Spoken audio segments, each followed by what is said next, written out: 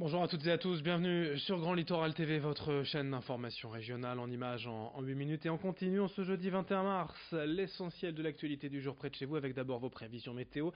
Après quelques brouillards matinaux, ce matin quelques nuages bas, la grisaille se dissipe et on devrait quand même profiter d'une belle journée, d'une belle après-midi dans l'ensemble. Les perturbations nuageuses ne seront jamais bien loin, mais pas de pluie de prévu aujourd'hui, pas de précipitation non plus d'ailleurs pour la fin de semaine. Quelques belles éclaircies de soleil et des températures de saison printanières. Depuis hier bien sûr, 11 degrés à Dunkerque, à Calais, à Boulogne, 13 degrés à Saint-Omer. Dans cette édition, tout d'abord, focus concernant la journée mondiale de la trisomie 21, avec le portrait d'un petit garçon de 5 ans, Hugo, scolarisé comme tout le monde dans une école primaire qui prend soin chaque année d'organiser plusieurs événements et ateliers autour de la trisomie. C'est aujourd'hui tout un programme de sensibilisation à l'attention des parents et des enfants. Reportage au quotidien signé Xavier Silly. Ouais, tu passes entre les jambes et voilà, super. T'as relié le 1. Heureux, à Sequedin, Hugo, 5 ans, est atteint de trisomie 21, un handicap auquel ses parents ont dû se faire, et très rapidement. L'annonce a été un choc parce qu'on nous avait, rien n'a été décelé durant la grossesse. Ça a été vraiment la surprise à la naissance. Qu'est-ce qu'on se dit à ce moment-là? Qu'est-ce qui nous arrive? Pourquoi nous? Pourquoi lui? On s'inquiète beaucoup de demain, on se demande s'il faut arrêter de travailler, s'il faut revendre la maison. C'est un tas d'incertitudes qui nous assomment. Allez, on va à l'école, Loulou. Des interrogations vite levées car à l'école Paul Gaudin où Hugo est scolarisé, tout est mis en place pour l'inclure dans le parcours scolaire classique. Hugo est arrivé quasiment à temps plein à l'école avec son AVS. Chaque année, on met en valeur Hugo et sa famille pour la journée mondiale de la trisomie 21, où on sensibilise toute l'école et ainsi que les parents. Et dès la petite section, j'apprends le langage des signes à mes élèves avec l'espoir que ça se passe de classe en classe et quand ils rencontrent Hugo, ils puissent avoir un moyen de communication avec lui. On est en train de préparer les petits cadeaux pour les enfants, donc une enveloppe et on colle sa petite photo. En plus de sa maîtresse, Hugo a la chance d'être accompagné de Guillaume, un assistant de vie scolaire qui l'aide à s'intégrer au quotidien.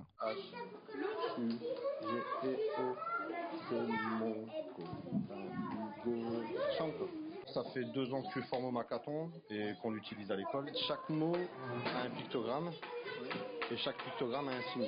Il apprend beaucoup plus vite. Et c'est vrai qu'il progresse, on voit qu'il parle plus, il retient mieux avec le Makaton.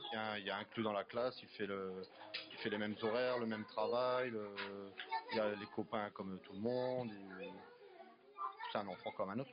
Un enfant bien encadré qui a pu dépasser son handicap. D'ailleurs, on lui a trouvé un surnom. H-U-G-E-O, H-U-G-E-O, c'est un super-héros. C'est donc aujourd'hui la journée mondiale de la trisomie 21. Si vous souhaitez soutenir la cause, vous pouvez par exemple mettre aujourd'hui des chaussettes dépareillées comme un symbole. Un sujet également souvent au cœur de l'actualité des polémiques, l'installation d'une antenne relais au Mouer sur la commune de Givelde, près de Dunkerque. L'opérateur Orange a démarré les travaux il y a quelques jours et rapidement les habitants se sont inquiétés de la nature du chantier.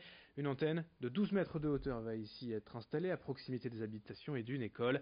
Mais ce qui fâche surtout les riverains, c'est le manque d'informations concernant ce projet. A priori, personne n'était au courant.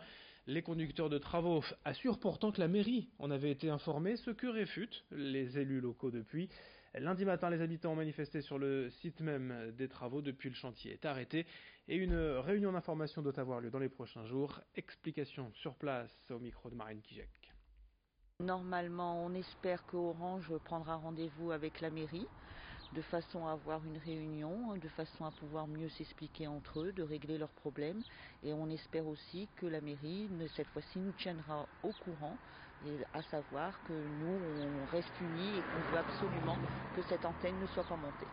On a créé un collectif, une pétition en ligne. S'il le faut, on fera appel à un huissier pour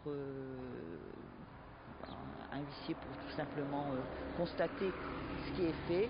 On mettra les papiers entre les mains d'un avocat sur l'île. On enchaîne toujours sur le littoral Côte d'Opale avec des images du Palais des Congrès du Touquet en travaux depuis l'an dernier. Le chantier de rénovation et d'extension de plus de 20 millions d'euros doit durer jusqu'en début d'année prochaine. L'objectif est de réhabiliter entièrement ce lieu emblématique de la station des 4 saisons tout en conservant son patrimoine architectural. De nombreuses salles présentent en effet des décorations historiques primordiales à préserver. Une autre salle de spectacle indépendante est également en cours de construction. Ce nouveau palais des congrès doit permettre d'accroître encore l'attractivité du Touquet, notamment en matière de tourisme d'affaires. Explication sur place lors d'une visite de chantier avec Marine Kijek.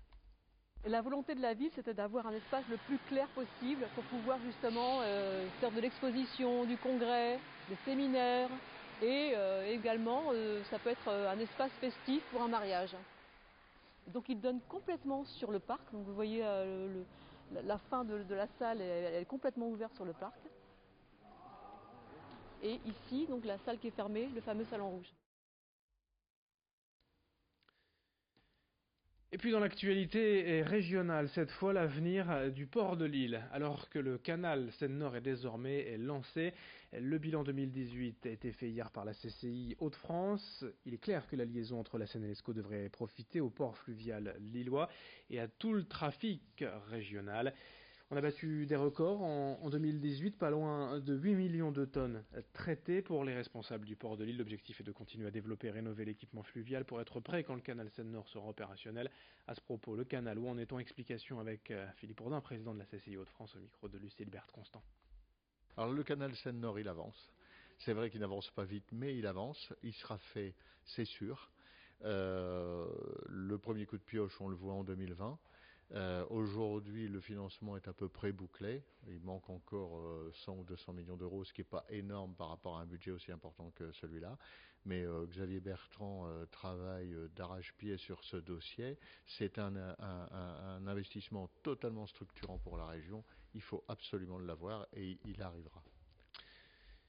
Un mot de sport également dans ce journal, puisqu'en national, en football, on joue dès ce soir, puisque demain soir, c'est l'équipe de France qui joue en Moldavie. Et du coup, 2 matchs à vous annoncer. D'abord, à domicile, l'USBCO reçoit à Pau ce soir. Dunkerque, de son côté, se déplace à Drancy. Match de foot de national ce soir à 20h. Merci de votre fidélité sur Grand Littoral TV. À suivre vos prévisions météo.